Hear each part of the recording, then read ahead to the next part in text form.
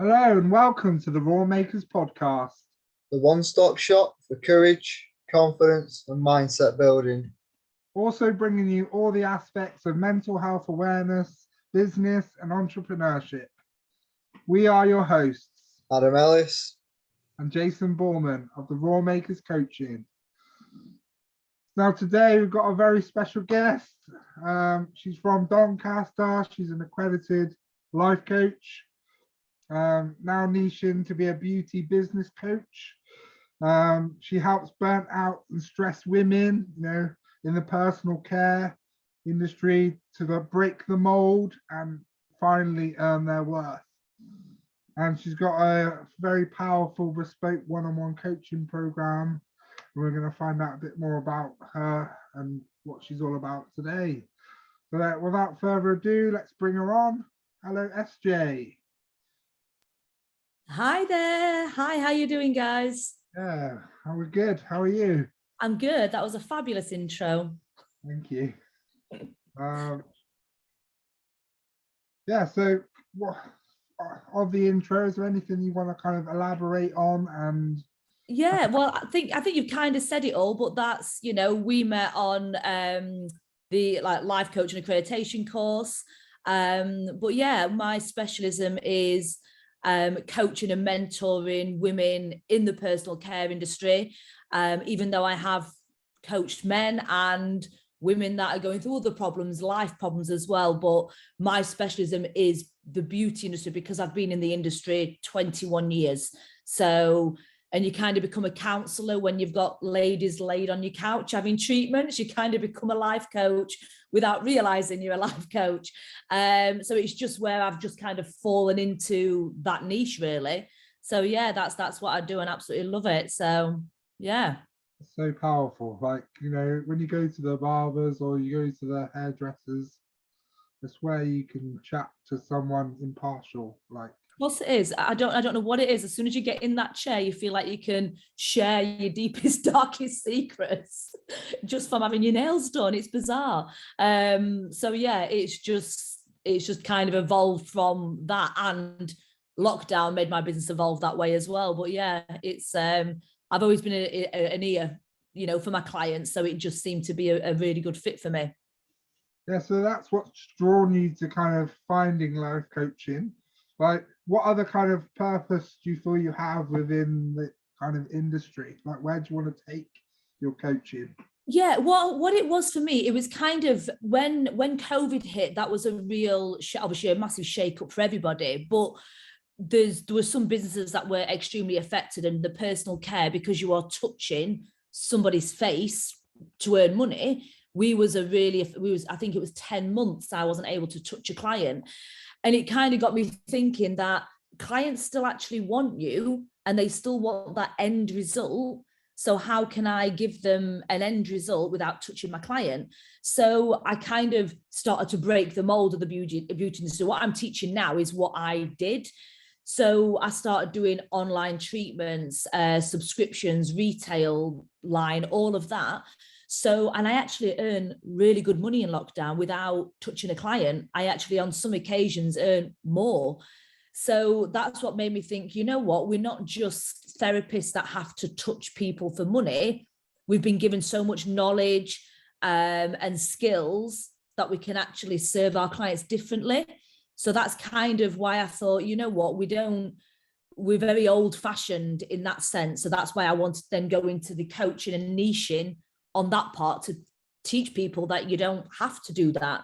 So that's what I want. I want people that in the personal care industry to realize that they are worth more than a minimum wage, because that's what a lot of therapists get now. And you can use your knowledge in other ways, by creating different parts of the business. And that's exactly what I did. So amazing. So let's go back a little bit. So yeah, what's kind of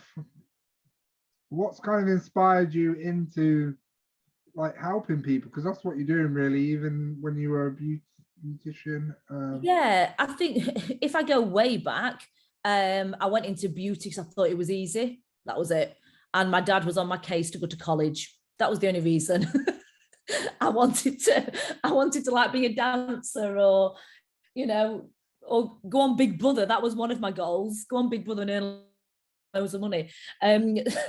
So it was, I almost just was forced into it. But then I kind of realized that I think the real change for me was in a couple of years ago in lockdown, where I separated, I divorced, I had to move house, I moved clinics. I then had even more of a burden on me to actually make more for myself. And I started looking at what really inspires me and motivates me, what I love to do. And at that point, I had a bit of a financial buffer, which made me then kind of relax a little bit, because I knew that I could now do anything that I wanted to do, develop a podcast like you guys are doing, putting in time and effort into helping people and not getting the gratification in terms of money straight away, because we work so hard before we see that reward. But because I was kind of had that financial buffer, I had a little bit of money in my account, knowing that I could get through, it really made me just do what I actually really wanted to do. And I didn't realize what that was until I got to that stage in my life.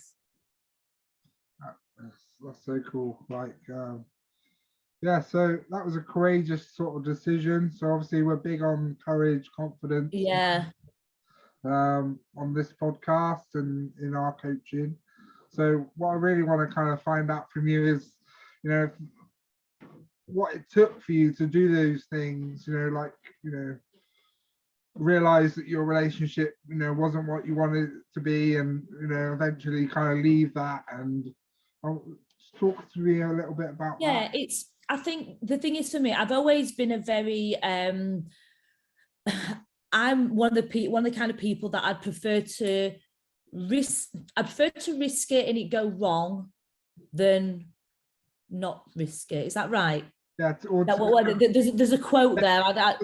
To stay unfulfilled, you know. Yeah, I'm very much a risk taker in all aspects of my life, but I do think I had a real comfort blanket being with my ex. You know, the money was kind of, you know, I knew that I didn't have to really earn much money and everything would just plod along, and it was nice.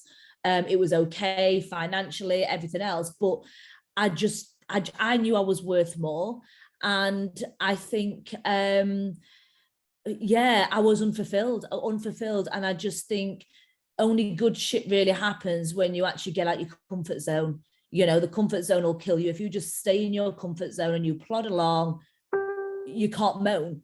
You know, when people moan about the life being, I am a little bit harsh sometimes, but when people moan that they don't enjoy who they are, they're not happy with themselves as a person, they've got a crap job, they've got crap people around them, but they don't change anything, you shouldn't really be grumbling. You should just, only good stuff happens when you break out your comfort zone. So I've always been that type of person that will take risk, and I don't see it as courage, because it's just part of me anyway. But what I would say to people is, you know, that who feel that they can't take that risk, is it's better to take the risk and know in years to come, oh, I'm glad I took it, but it didn't work, rather than in years to come look back and think what would have happened if I, you know, if I, or what you like with sorry, going off on a tangent, I also developed a makeup line in lockdown. I was bored and I thought I would manufacture my own makeup line. Now I don't know shit about making a product, and I've actually created a full vegan, eco-friendly, sustainable makeup line that I now sell online, and I sell it worldwide. I manufactured that from just an idea. And I kept thinking to myself, because it's quite a new concept, and I thought, what if I didn't do this, and then in 2 years' time, I saw somebody else do that same idea? I would, oh, that would kill me. The thought that I had that idea and I didn't do it. So I'd prefer to do it. And if it all goes tits up and the business folds in 2 years' time, I'd learn from it and then just change it the next time. But it would kill me if I saw somebody do what I wanted to do and make a success of it. So that's why I would always take the risk in a lot of things. Yeah, amazing. And that's kind of like the flip side to what we're trying to do, really, is, we've already got that kind of mindset where, fear of not succeeding is Mm, something that drives you, yeah. or fear of almost like that FOMO, that missing out, or that Yeah. fear of regret, and things like that, and regretting something that you didn't do and put your time and effort into. So Mm. that's really kind of, yeah. Well, the thing is, like, if you do something and it fails, you've still learned. This is the thing, my first business was a flop. I look back now and I was so stubborn to evolve. I remember I had a beauty salon and Facebook just came out. And everyone's like, oh, you need to get Facebook. I'm like, oh no, Facebook ain't going to be big. Facebook ain't going to, no one's going to use Facebook. What's this all about? No one needs a Facebook page or a Facebook group. And so I'm reluctant. I'm like, no, I get passing trade, and that's how it is. I get my little old ladies on the street, and and my business failed because of it, because I was too stubborn. So but then I learned with COVID this time round that shit, got to evolve quickly. The things are changing that I can't control. I either evolve and adapt, or I blame COVID, and I wasn't going to blame COVID. So that's a pure showing of entrepreneurship there. Like, you're like the perfect mold of an entrepreneur. Like, if I could be so bold as to say, like, you're a risk taker. You're thank you. Yeah. you've learned from your mistakes. You're not afraid to fail. You're not afraid to get yourself out there and try new things. You're innovative. You're creative. And but it took mistakes to do that.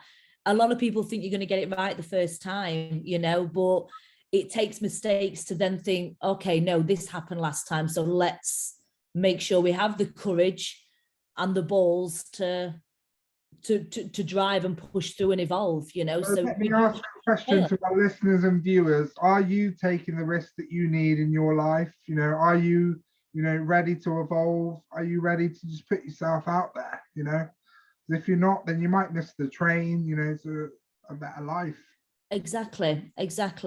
And the thing is, a lot of people are really scared to do that, and I understand. And the reason I think a lot of people are scared to do that is they have to find that inner confidence, and like what we've learned, confidence is not, people look at me as being really confident, but confidence is not a thing. It's not a thing, is it? It's just what we excel more. Like right now, isn't it? It's competence in a certain area because you've fucking done it.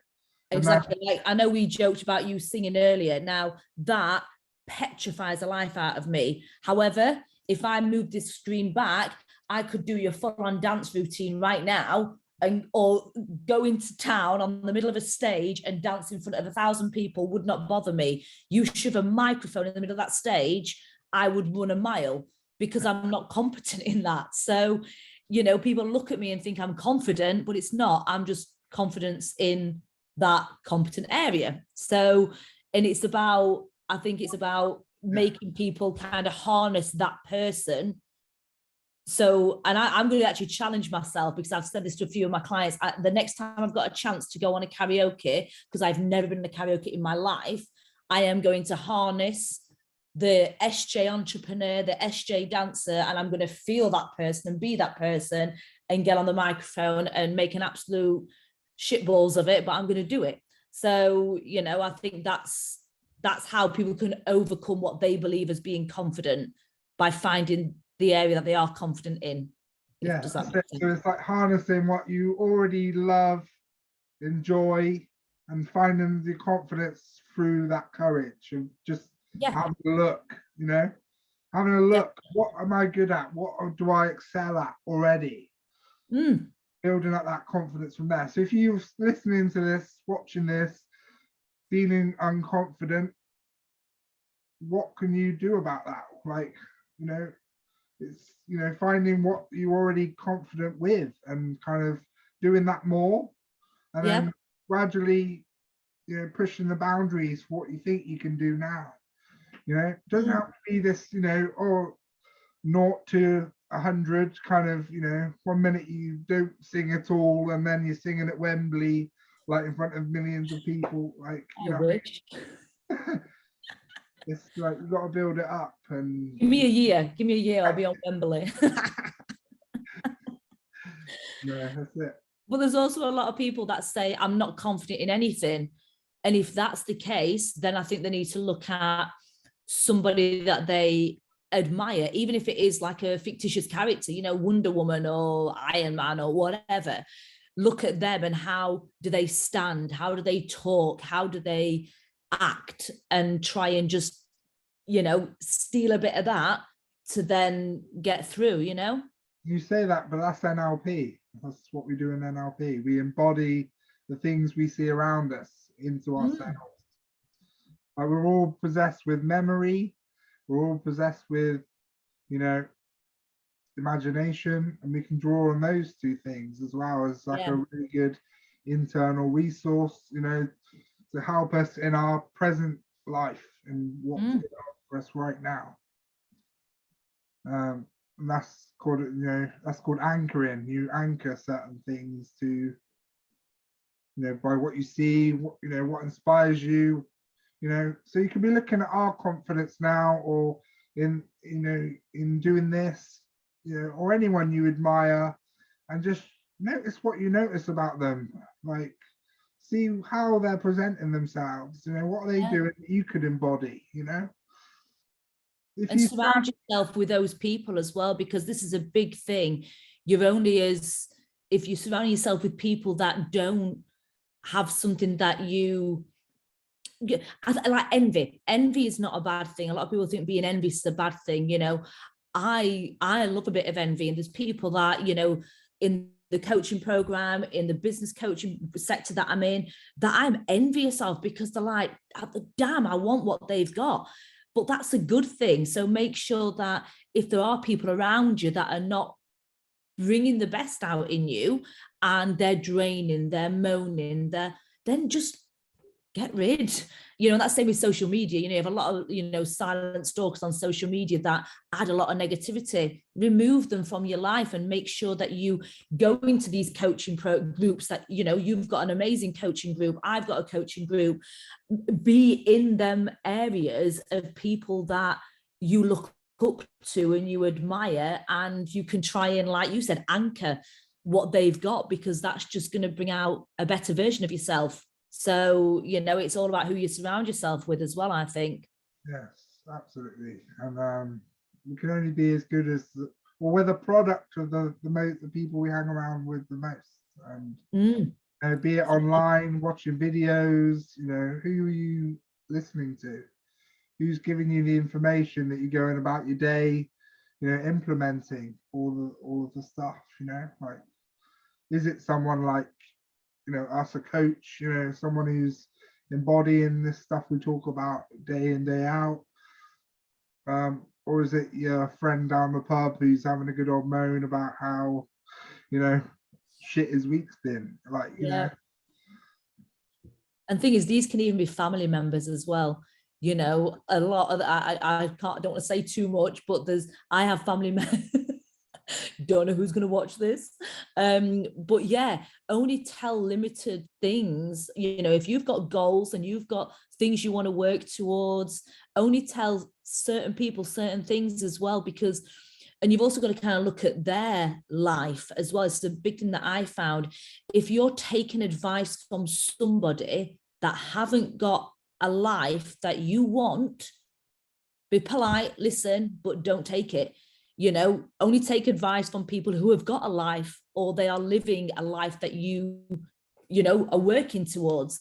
And that's a big one for me. You know, I always think, you always think you need to listen to your parents, you know, your grandparents, aunties and uncles, but are they very old school? Are they doing exactly what you want to do?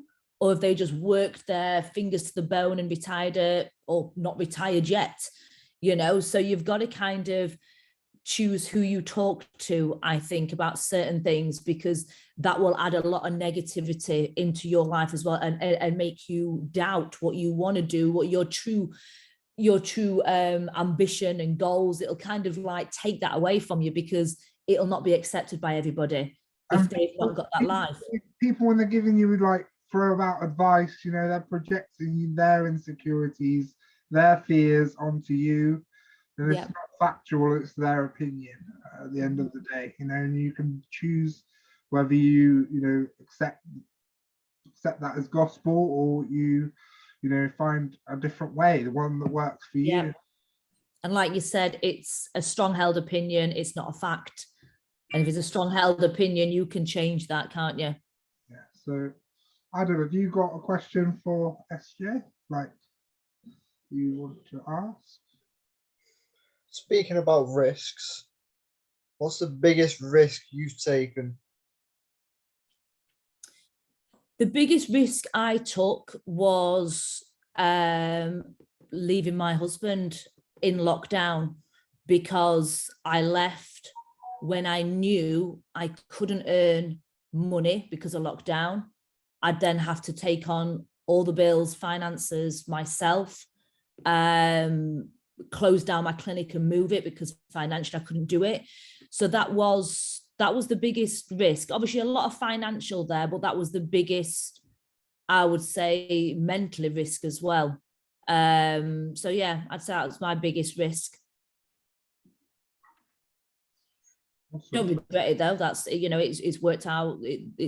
It's been the making of me. You know, my last 3 years, I've finally, you know, I'm like 38 now, so it's took a while to kind of find where I need to be in life. But these last 2 or 3 years, I've finally found who I am from taking that risk. Absolutely. Something about like standing on your own 2 feet again and finding that empowerment from within. Yeah. Yeah. And thing is, I've always been so independent. This is what's really bizarre. I've always been so independent and I've always earned my own money, but I've always had a comfort blanket, and that comfort blanket was, you know, my ex. So yeah, I've never been one of these, you know, kind of well-kept wives that didn't have to do anything. That's never been me at all. But it still was an element of risk, definitely a big element of risk. And also another one actually is closing, and but this was a more closing my first salon, knowing that it had failed and money wasn't coming in. It was just bleeding out money. This was when I was, this was about 10 years ago, so a long time ago. The business had failed and I'd lost my passion, because it was all just beauty, nails and massage, and I then went into specialist treatments. And that was a risk to take, but it was more because of what other people thought of me. Because having a shop front and having this sign above the door, and these are my staff, and this is all my business, on the surface, it looks really nice and I look like I've got loads of money, but my bank balance was absolutely shot to shit. There were nothing there. But closing them doors was almost like I would have had to bump into people. I bumped into people in the street saying, "Oh, Essjay, you failed. Oh, Essjay, I'm so sorry your business collapsed." And they didn't know that I actually, what I was doing after, I was earning more money, working less hours and more inspired. So everything was so much better. But because I had this facade of it being big and grand, that was a risk for me, because I was scared of what other people think. But that was 10 years ago. I don't really give a shit what people think of me now. But 10 years ago, I still had that element of, I wanted other people to know that I was doing well, you know? And there will be people currently in that mindset that would, you know, need to hear this right now. Like, yeah, you know, that they're kind of stuck in that, and they don't know that people pleasing, that, you know, caring what other people think of them. definitely. The only person that, you know, whose opinion you should take on what you think of is what you think of you, you know, like, you know, other people don't know your whole of your experience. They don't know the whole of your story. They don't know what makes you who you are. And at the end of the day, as long as you can honestly say to yourself with that integrity, you know, I've done the best decision for me, that's all that matters. Yeah. But don't you think a lot of people do that in everyday life anyway? They do things for outside affirmation all the time.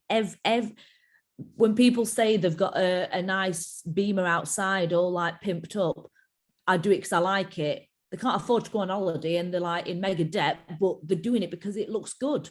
That you know, they're not fulfilled in their life and they're doing things for outside affirmation. People do it a lot and it's bizarre. Yeah, it's the ego, isn't it? It is. When we're living in that, we're not being our authentic selves. And We're not.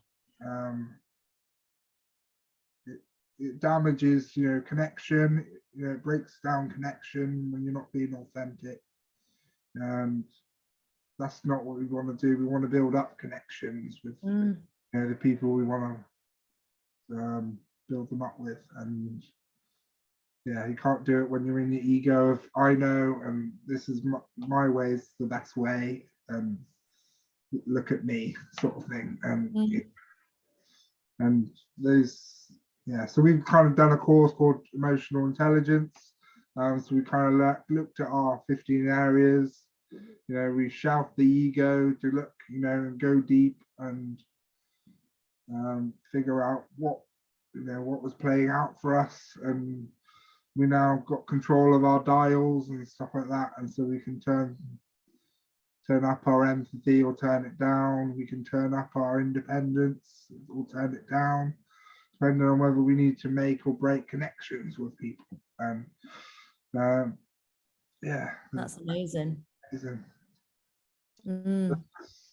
Touching on so many things, like I can hear from your story and things like that. So it might be a future beneficial course, maybe. Yeah.